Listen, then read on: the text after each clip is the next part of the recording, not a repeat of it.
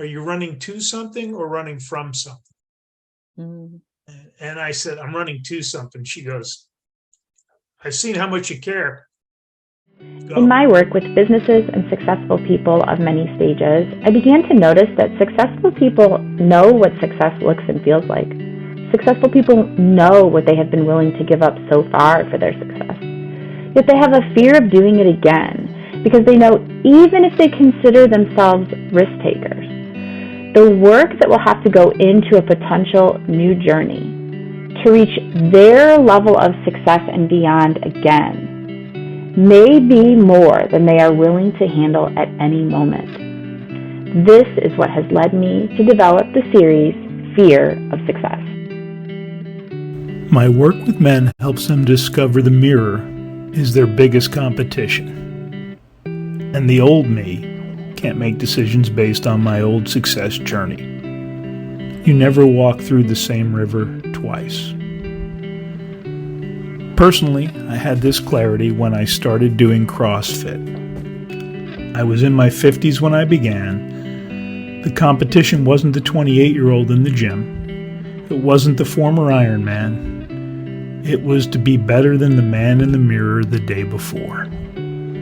It was about showing up, about putting in the effort, and it was about the journey. It was not about the destination. Often we make the mistake of destination addiction, thinking things will be different or better when. It is not about the destination. It is all about the journey.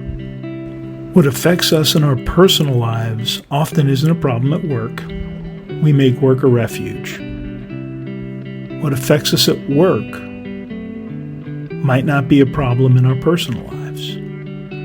But problems in either of these areas can bleed into the other. Very typically, I work with men who are incredibly successful, crush it in every aspect of their life until they walk through the door at home. Throughout this series, we will address some of the underlying issues men and women don't realize are a common thread between work and home. It isn't always comfortable. This work is uncomfortable. It is not uncommon for me to have a man tear up during coaching sessions. This work is hard and necessary for everyone, even the most successful. Fear of success is different from fear of failure. Fear of failure is that you won't succeed. Fear of success is what you traded in order to have success. It's fear of an unknown path. Those that fear success embrace failure. Creating connection in this journey crosses paths in our lives that if we don't address in business, can affect our personal lives and vice versa. I know personally my greatest assets are the connection and relationships I have with other brothers and women. As coaches, we are on a journey of discovery just like our clients, and this series will hopefully help you down a path of discovery in your lives. I'm Dennis Collins, owner and founder of Man of Legacy and co-founder of Mentoring Men, an online men's community.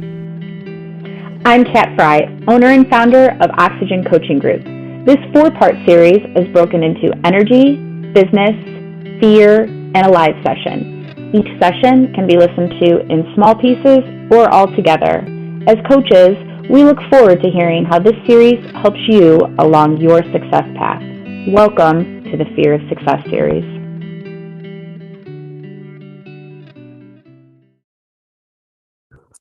Hi, everybody. Okay, we are back for the third session in our Fear of Success series. And today we're going to talk about fear itself. So welcome back to Dennis Collins from Man of Legacy, and we are going to dive deep. Good morning. How's it going today? I'm doing well. All right. So I think that this is the topic that is all encompassing, and we're going to tie up some loose ends today. What is the difference, do you think, between fear of failure and fear of success, which is the word we chose to go with? What do you think? I think most people at a certain point understand they're going to fail at things. It's part of the success journey. It's a required step, and fail fast, fail forward type stuff. But I think when it comes to success, I think there's a little bit of fear of judgment. The change, I'm not sure if we talked about, I think we did on one of the other sessions where as I was changing and going into full-time coaching and mentoring, that I had some friendships I was concerned might not stand up the test of time. And one of them did die off. And when you're doing different things, we fear, what are people going to think? And you will catch me talking to others saying, I don't care what other people think. And that's true. But there are groups of people that I do care. Yeah. And those are the people that are important to me, that are in my inner circle. And when I was looking at doing this coaching journey, I was struggling with it. Am I crazy? This is something I felt called to for a long time. And I talked to 3 or 4 people that were very close to me. And to say, hey, I'm looking at doing this. What do you think? And the first 3 were like, oh, you'll do awesome. And I was like, and the fourth one, a former boss, Michelle Sorrells, she said, are you running to something or running from something? Mm. And I said, I'm running to something. She goes, I've seen how much you care. Go. And it was ironic. She had a dear friend that has become a dear friend of mine. Didn't know that they knew each other. And all of a sudden we found out that my friend, Dr. Charlie, was good friends with Michelle. Had no idea. Love that. Yeah, it was really kind of cool. And I think we just think, oh my God, because of change and what are other people going to think? And I think that's the biggest thing that drives into it. And, we talked one of the other sessions about the Marianne Williamson quote, we fear our light. And, I think we get into, the imposter syndrome stuff. Yeah. Well, you got like a couple big topics right off the rip, Dennis. Wow, way to dive deep. Can you all tell that this is one of Dennis's favorite jams? So let's start with that quote, because I think that as we've been building this series, and if you're not watching this series in any kind of order, it might help you if you watch it in order, but you can hang with us however you would like to show up. That quote, you made the comment, we all know it for those first few lines. But at the end, I even called you out on the part where it says at the bottom, it's actually fear of ourselves that is the factor. And isn't that the most difficult perspective to have? Do we actually fear our own power? I think we do. And I pulled it up. As we are liberated from our own fear, our presence automatically liberates others. And who am I is the question people will come to us with sometimes when we're working with them. Yeah. And why not you? Who else? And I think society or our families of origin, or depending on where you're from, has often put a certain mindset or expectations have been kind of implanted in your operating system that, go to school, get a job, instead of why shouldn't you be self-employed and help others and do what you want to do? And I think pointing this part out is interesting because we were talking before we got on camera today that success in this series, like we're doing, isn't just about a business venture that you could be considering. It could potentially be about, hey, my business is now in check. Now I need to fix my financial house or my personal relationship house or something else that you know is a little bit of a burr under your saddle and it needs addressing. You have to trust that you are powerful enough to fix it without fear of rejection, without fear of failure. And those pieces, I don't know that it's the same as fear of success. I think that the fear of success has its own stigma. Success, I think, has another piece. We know what it's like to maybe fail in our relationships and maybe have not figured it out, or to fail financially and have to get back on our feet again. We'd even have a business fail and not be able, either get it back or not get it back, start over, all of those scenarios. Fear of success, though, I think I hear people say, well, we talked about this last time, I should be humble. I shouldn't say it out loud what I want because I'm trying to be humble. Or maybe I lucked into it last time, this success, I lucked into it last time and I don't want to chance fate. For some of my female clients, we hear things like, oh, well, she slept her way to the top, or she got there because of her good looks. There's a lot of head trash around being able to succeed. And be comfortable and grateful and enjoy it. So let's talk about I should be humble. You can be proud and not be egotistical. And again, it's all about, are you grounded? And do you have, for me, I've really been having a lot of conversation. Do you have a gratitude practice? Because I'm very much about being financially responsible. I got a Dave Ramsey background, and there's nothing wrong with having really nice stuff as long as the stuff doesn't own you. If you're making $2 million a year and you want to spend $2,500 on a set of golf clubs, or you want to buy a toy, do it. For me, I'm a experience and travel guy. That's where I have a budget. When I was doing the Dave Ramsey stuff, the moment I was debt free, I had a budget line item for travel. And I would have people go, must be nice to be able to go to Australia. And I said, it is.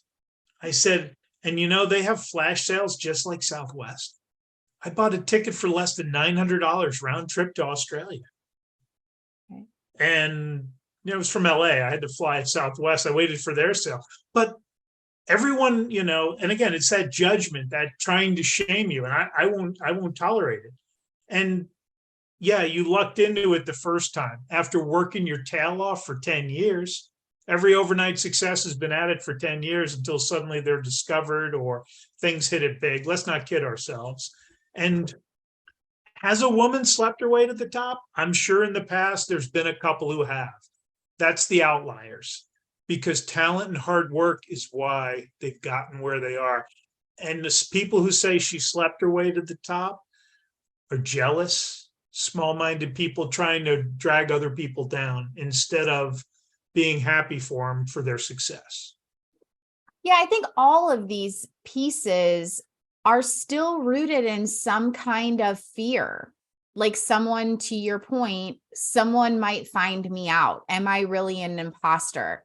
Which I will just say, for those of you who don't work with me, I hate the word imposter syndrome. I think that it's overly used. And if you come to me and say, I think I have imposter syndrome, like you found it on WebMD.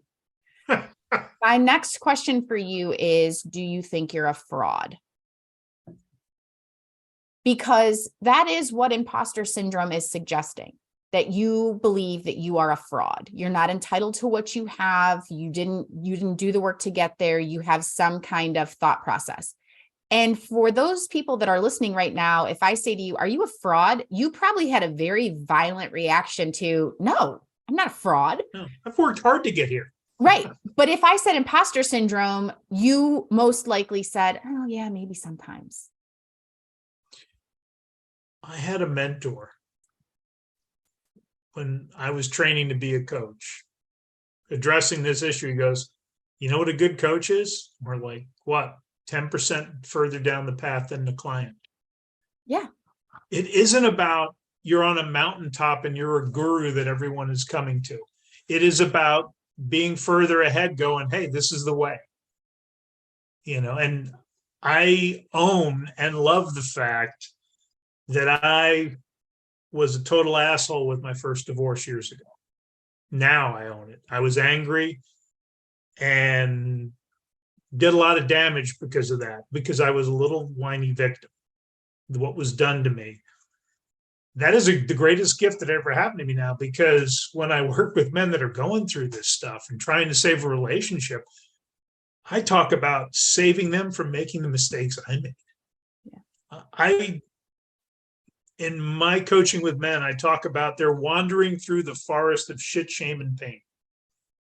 And I'm the drone up above who can tell them when to turn left, when to turn right.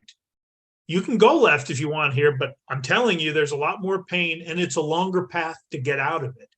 And, it's, to me, it's the greatest thing I can do for these men, because I learned the hard way and I paid a significant price, and I didn't need to pay that. And we see this, there's a man in one of the communities. We have a book, almost every man, we have almost every man read No More Mr. Nice Guy, because we're trying to please everybody. And it's such a problem. And he told one of the other coaches, I bought that book 15 years ago and got nothing out of it, because he wasn't ready. And, he either thought he didn't need it or he just wasn't ready to receive the information. And I had a deep discussion with a client this morning about how impactful a book was for him. And we were discussing, I've had people go, what's the book list? I don't have a book list. Right. Depends on the individual. And I have had books where I've had clients go, that was the most transformational thing I've ever read. Right. And I've had them say in the next breath, if you'd have given me that 2 months ago, I would have thought it was stupid. Right. It is about figuring out what's best for them right now, where they're at. And this one guy was having some struggles. He's really started turning the corner. And his wife said, I really have noticed the changes. I love it. What are you doing? And he actually answered it perfectly. But when I work with men, I said, it's kind of like Fight Club. The number one rule of Fight Club? You don't talk about Fight Club. Do you know what the second rule of Fight Club is? See Rule 1. But that doesn't mean you ignore it if somebody asks.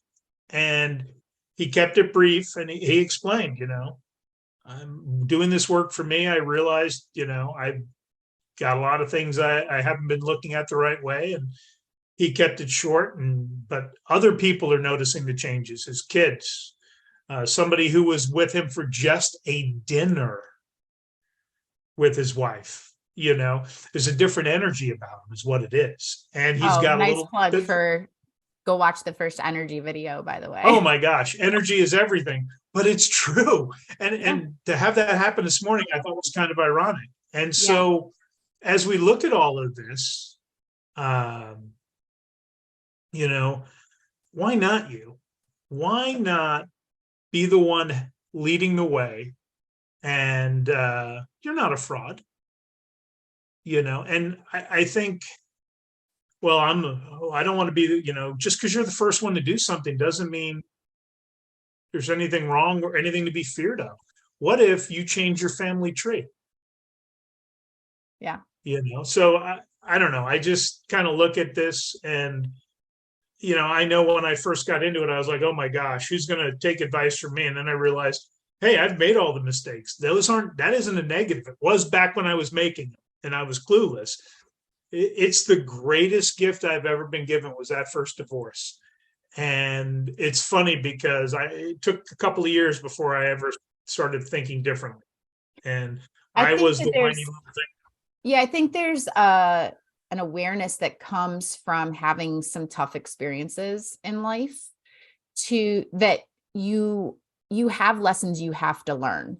The question is, are you willing to learn them when they present themselves? One of the things I think people start to acknowledge, I know I had to do this multiple times, was that, man, like, why does this keep happening to me? Whatever the thing is, why does this keep happening? Well, because I didn't learn the lesson the first time. So we do ourselves a really good service to say, okay, maybe I'm not ready to learn this right now. Maybe I don't have the capacity. Maybe I don't want to, or maybe I didn't even see it. Maybe I didn't catch it. But if you are supposed to learn that lesson, it's going to come back. And it's potentially going to be this reoccurring theme until you learn this lesson that you're supposed to learn. And I think that gets misconstrued as, well, I failed a lot. Well, you learned your lesson is what you learned. It just took you a little bit longer. And we all have lessons like that. My dad, I'm sure somebody heard this story, but my dad caught me crying in the garage one night because my dad didn't like to see me cry. I don't think any dad likes to see their daughter cry. No. And he wanted to fix it, which he couldn't. And he said to me, life's about experiences, the good ones and the bad ones. You have to experience them in a certain order, even if you don't understand why at the time. And I actually wear it on my wrist every day. And I think that until you decide that you aren't in pursuit of a thing, maybe actually this is your comment, in pursuit of a thing to have, but an experience and how it will adjust and change you, you will continue to get caught in this cycle of, am I fearing failure or am I fearing the success that I can have? And think of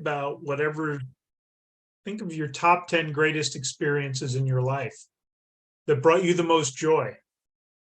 If there were no negative and no tough times, that would mute how joyful those were. You go, well, these are my top 10. These are all 10s, and well, if you take away loss, difficulty, and failure, there are no 10s. There's only 5s and 6s. Right.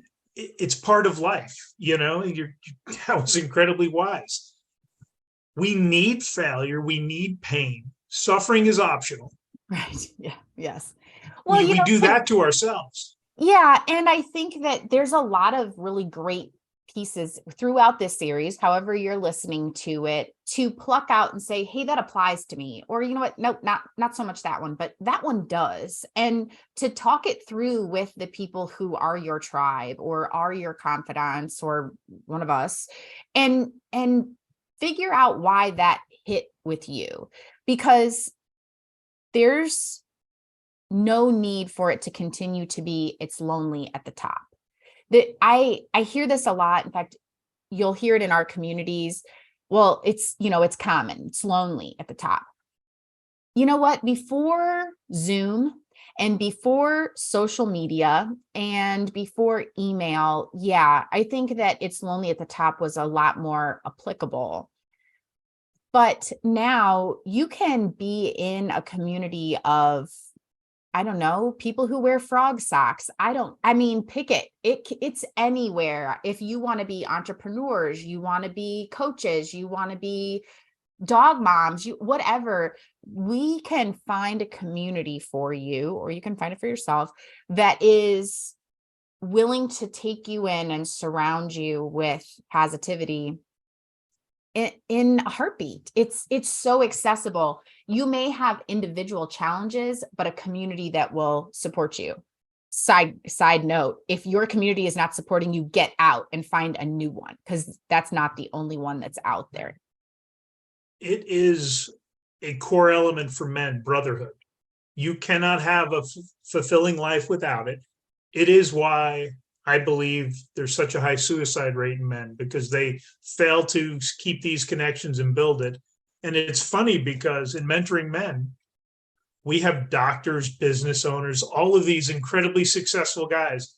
And I don't look at any of the men and go, oh, he's a doctor. That's just Brian. That's just Brad. That's Mike. And let me tell you, when we get together, because we end up having meetups in person too, not just online, it is the greatest thing. And I'd never thought about it till you mentioned it now. It isn't lonely at the top because nobody looks at the doctors and go, oh, he's a doctor, he's a business. You're just another man. You're just another brother who needs connection and, deep conversation. And, there was a point in my life where I'd have been like, ooh, he's a doctor. Now I'm like, whatever, it doesn't matter. And if you're not connected with a group, you're hurting yourself. Yeah. And I would encourage anyone listening to this. We're not here. I always tell people we won't should on you. I don't should on people. We're not negating if you are at the top of your game in whichever element of this process you're in and you are feeling lonely. We're not suggesting that you shouldn't feel that way. I'm not shitting on you. No. However, I will suggest to you that there are places to help fix that and not let you feel lonely. If you're feeling lonely in your marriage, if you're feeling lonely leading your company, if you're feeling lonely trying to parent or single parent or lead a team, or just flat out being lonely, there are communities out there, whether Dennis and I run them or not, that will help that. The key to this is you have to be willing to say, I have this problem. One of the things that this series will point out is that naming what's going on in your journey is the most important. I can't pick it for you. You shine the light on it. Exactly. But you have to put words to it. We've encouraged you throughout the series to write things down. If you're using the battle books through us, or you're using your phone, or whatever that looks like for you, you have to speak it into existence. You have to almost manifest it if that's your jam, because without it, how do you even hold yourself accountable to what's going on? It's interesting too, because a lot of the men in our community, when we first meet these men, they are killing it in every aspect in life, every aspect, until they walk through the door at home. Because who taught you how to be a great man, a great husband? Nobody anymore. And I've had men say, I feel completely lost or inadequate. And these are men who everyone else goes, wow, I wish I was him. Look at that life, except the part that matters. And the reason the community is so important, and then, like you said, it doesn't matter what community, find community. When we do the work with these men, not only do their relationships improve with their partner, regardless of who it is, the relationship with their kids improve. Right. I can't tell you how many guys get promoted when they're doing the work, because now they're connecting better with people they're leading or they're working with. And oh my gosh. And, the only ones who don't see that as significant changes as business owners, instead, they just see suddenly they're making more money and don't seem as stressed, because they're realizing it's okay to put yourself first and to prioritize things. We talked earlier, I'm going to play golf at least once a week during the season because that's my time with my son. And I am literally blocking off on the calendar now through like October, Tuesday afternoons. Yeah. When I dropped my daughter off the first time she moved out of the house, and we moved her a couple states away, when I walked away from her after moving her in, I said to her, I promised I was not going to cry when I told you this story, Dennis.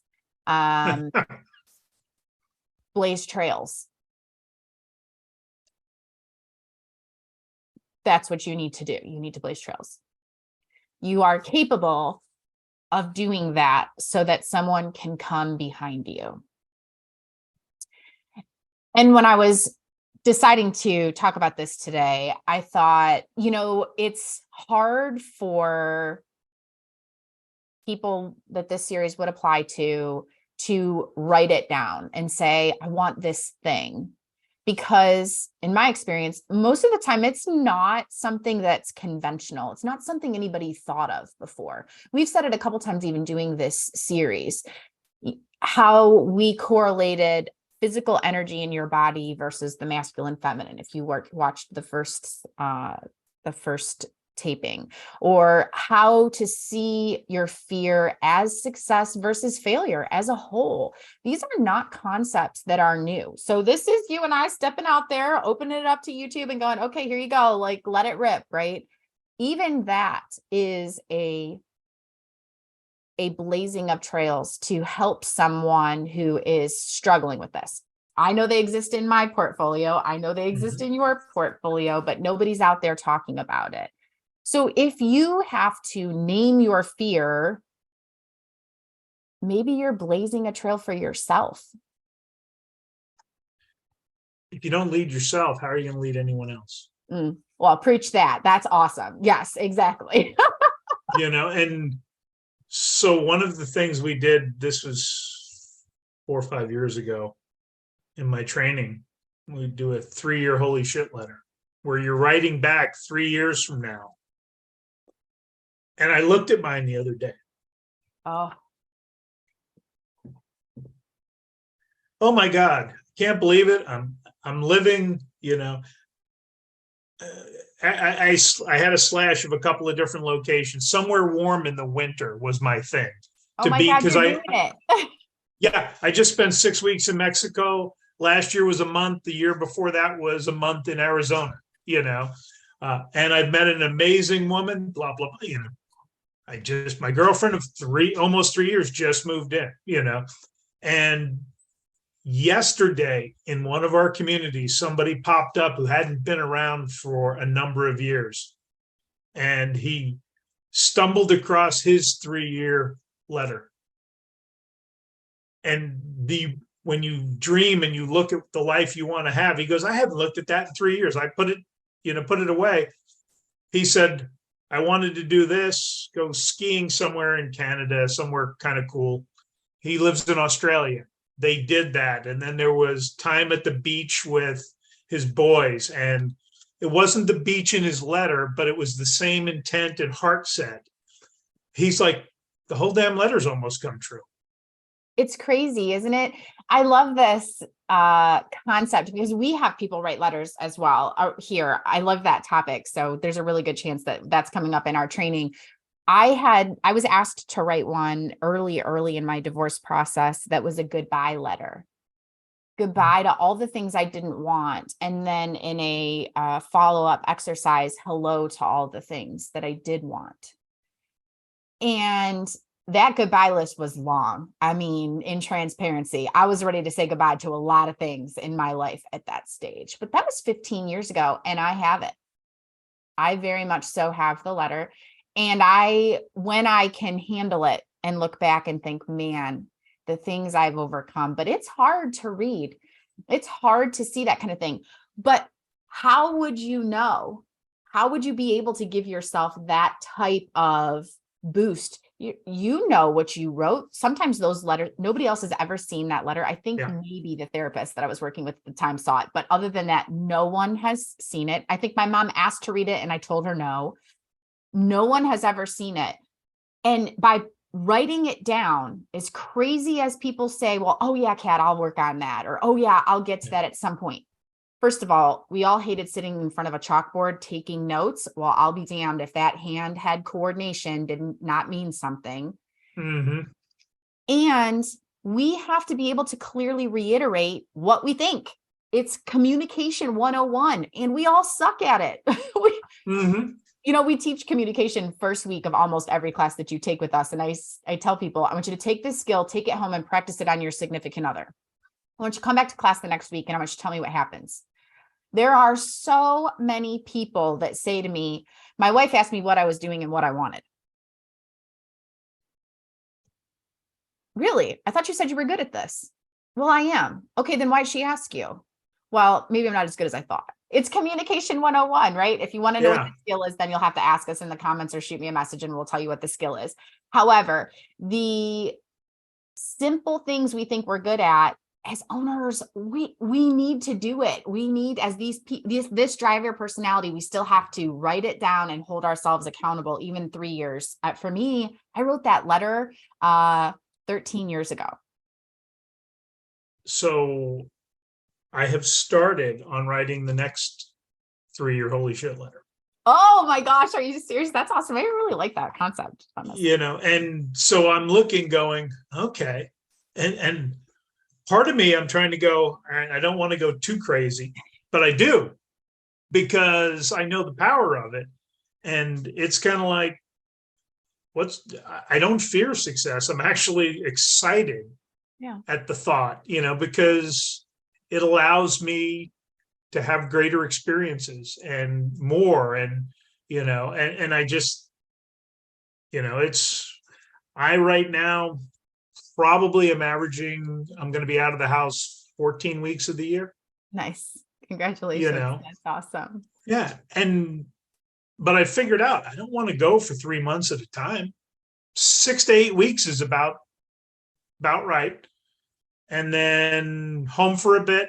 And now, like I said, I'm going tonight to go see my grandson and my daughter and her fiance. And I'm super excited. That's a week. And then there'll be no travel, probably almost 2 months. And I will love that. And then and then I have back-to-back trips for retreats. And I'm like, that'll be awesome. And it's just, it is what it is. And then there'll be a little lull. And then again, the third quarter of the year, I've got a bunch of trips then, and I'm like, I'm looking forward to it. I love that. So one of the things that came up while we were going back and forth is the quote, the time to trust your gut is when you have the knowledge or experience to back it up. Until this point, it's theory or experimentation. And I know I don't work with a lot of 20-year-olds. Yeah. Because they know everything and they don't need any help yet. Right, exactly. But when you ask a man, what's your gut say? You know which job to take. You know what you need to do. It's that other little voice in your head. Because when you get to a certain point in life, and who knows you better than you? Yeah, that's the letter, right? That's it. There's so many tie-ins throughout this series. In fact, if you're watching the little tiny videos, go watch the big long ones, because there's a lot of tie-ins back and forth. This is another big one, and I think you just hit it. Fear gets a voice, not a vote. So for those of you who follow John Acuff on Instagram, For the Win, if you don't, go find him. He's awesome. But fear gets a voice, not a vote. The voice is simply acknowledgement of the experience. And I think that this is reinforcement of, you have to feel your way through it. You have to say, hey, I experienced this. I didn't skip over it. I didn't miss it. It wasn't in my blind spot. I fully experienced this. I know it's there, but it doesn't get a vote in how I'm going to decide. I'm still going to do what I think is right. And your gut is just making sure you don't overlook when you have that little, when you know what to do, but you hear that little voice. Yeah, it's not a vote. It's just a reminder. Stay, where the lines are. Don't go too far to the edge. And again, I'm not saying play small. I want to be very clear, but it's just don't overthink when you shouldn't. And it's just a reminder. Hey, here's one of the hazards. It's like, yep, that's right. Thank you. And you're on the right path. You keep going. We have a video out there. I'll try to link it, but it's about the crab trap.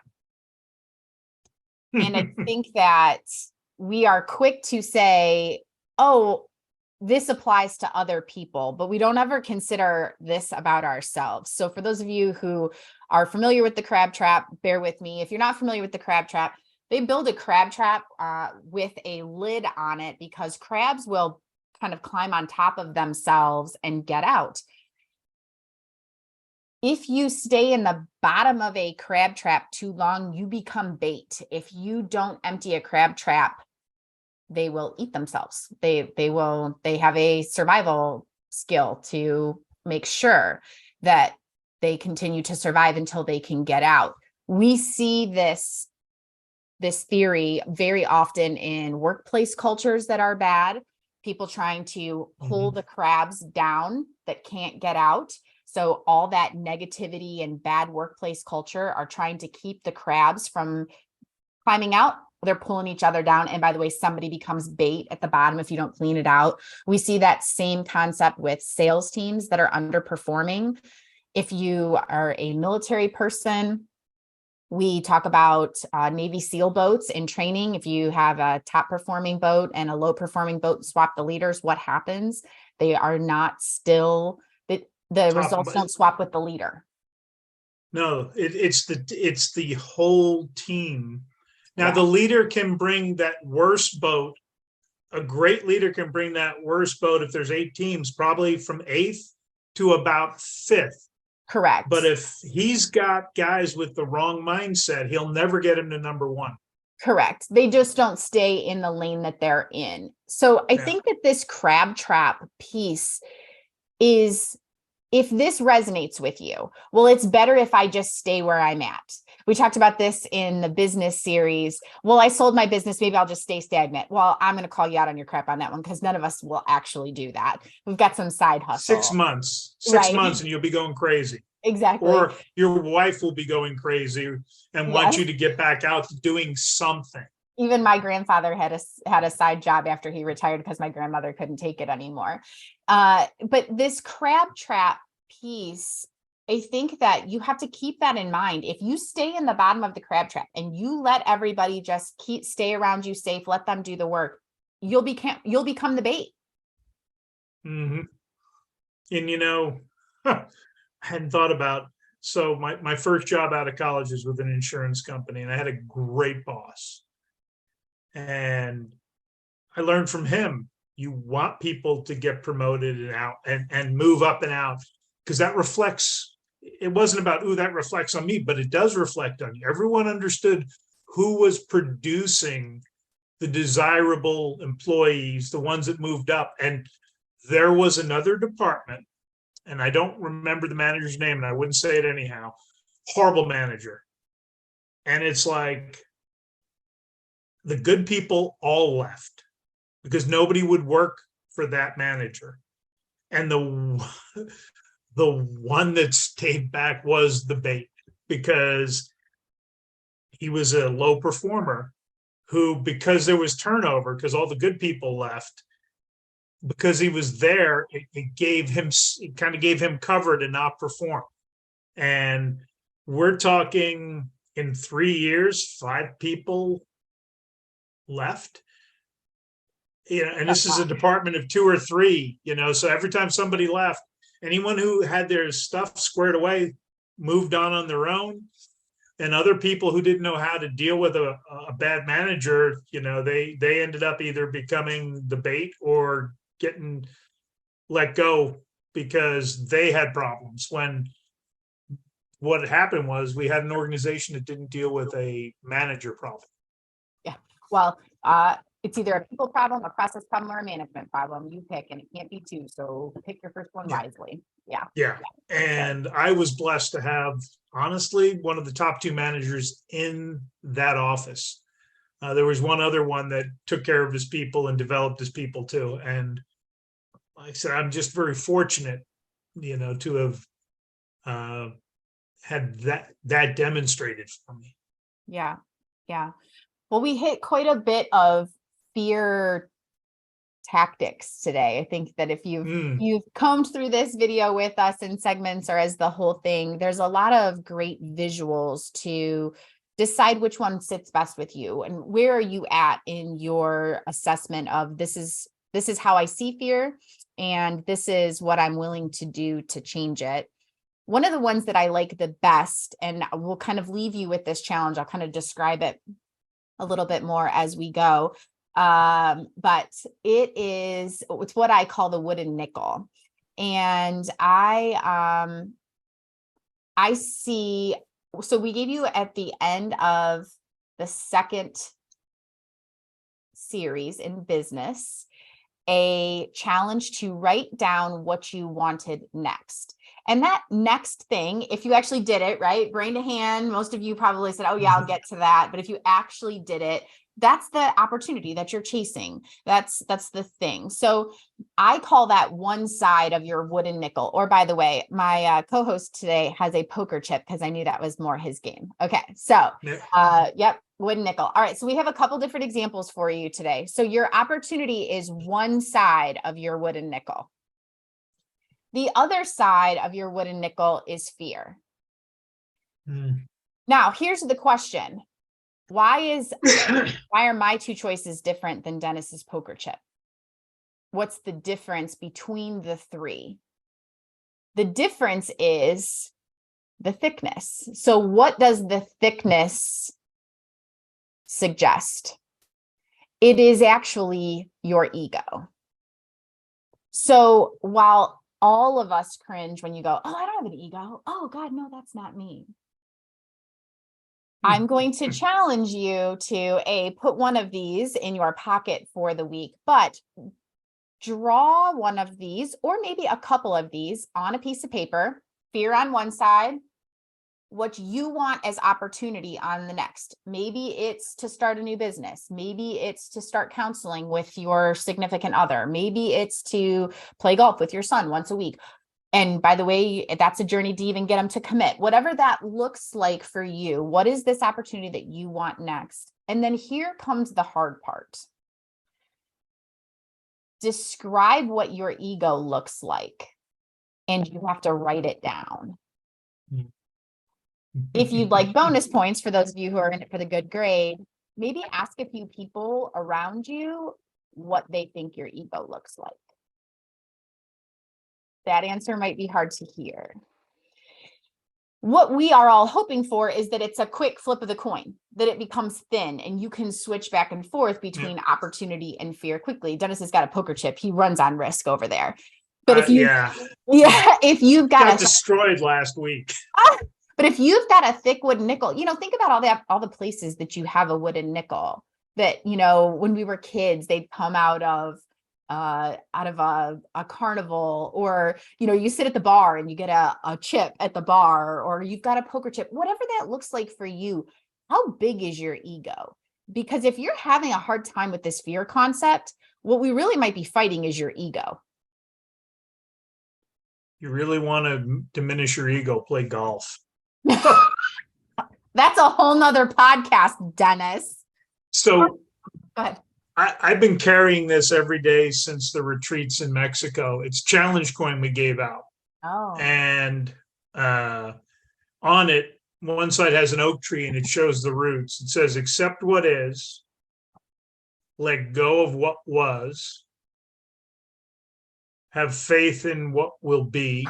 And then on the other side, it says, this too shall pass, nothing lasts forever. And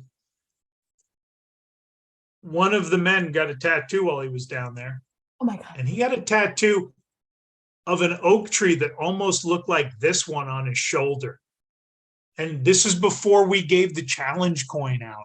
Oh my gosh, that's so cool. My grandfather's name meant oak tree. So this is my challenge coin. This is for the cemetery that my dad is buried in, and I run the women's auxiliary. So this concept is not, you can see that it's got the military flag. Oh, the flag, cool. Yeah, this concept is one that means a lot to a lot of people. Like if you're in the military, this is a real thing. If you're in AA, this is a real thing. There's plenty of people that have a significant coin somewhere in their life. Mine sits in a plastic container. How aware are you of how thick your coin is in your life? I think is the question here. I have found on a couple of times where I've had some thought that had to be put into some things since getting this, I've realized that my hand is in my pocket and I'm doing this. Yeah, and I think that we'll add to the call to action for this week. Put something in your pocket, not a coin, but something that's different. So when you reach in your pocket, you realize, oh, by the way, I'm supposed to be doing that thing. Or am I acting out of fear? What am I doing today to go after that opportunity? Is my ego in check? Whatever question you need to be asking. Because again, like Dennis mentioned at the beginning of this section specifically, there's not a tried and true cookie cutter answer to this. It's different for everybody. There's no fancy book list for you to read and get the answer in the end. I had a client get mad at me, former client. We're talking. Well, we had done the coaching, but I stay in touch. He goes, you never had me read this book. And he named a book that I almost always assign. And I'm like, that is a little odd. And we started talking about it and we covered everything in the book. It just was never the right book at the right time for him.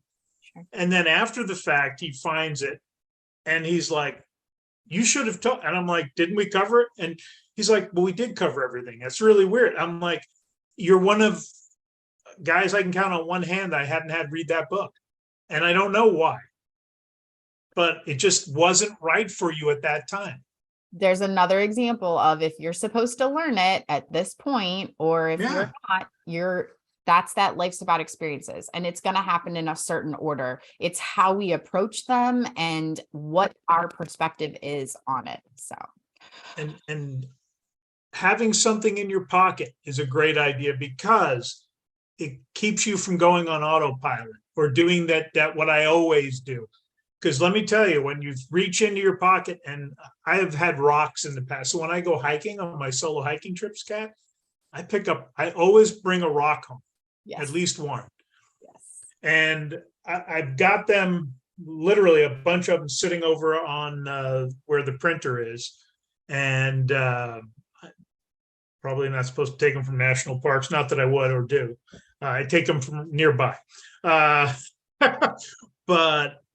there's just that rock that catches my eye. And I found for a while, I will on the trip play with that rock, and again, it's just a reminder to not just sleepwalk through life. Yeah. We need to be intentional in creating the life that we want, which takes us away from the things we don't want. Yeah, sometimes, for sure. All right. Well, so this is the end of our recorded series. So you have your call to action. Take your coins and draw them out. If you need help with three-dimensional drawings, you can Google that. Fear on one side, your opportunity. So if that's your homework from the Section 2 series, or if you just have a new one or a bigger one, you can have more than one coin, by the way, when you draw them out. And then describe what your ego looks like in the middle. We'd love to see those comments underneath the video, or you can message Dennis or I. And then we're going to get ready for a live, Dennis, on April 20th. They can show and share those drawings then. Oh, yeah, for sure. If you are feeling brave and you would like to do that, I will be happy to open up the floor to people who would like to share those drawings if you'd like to do so. So you have between now and April 20th at 2 p.m. Eastern. We will be live on YouTube for you to talk to us about any questions that we left lingering or comments and emotional outbursts that you have about the things that we suggested would be good ideas. And we'd love to have you. So Dennis, tell us a little bit about where they can find you prior to that. manoflegacy.org. And my email is denniscollins@manoflegacy.org. And then also I am daily on mentoring.men, our men's community. So reach out. I have good boundaries. I'm available pretty much 6 days a week, for men that need someone to talk to. Okay. I love that. All right. And you can find Oxygen at Oxygen Coaching on YouTube.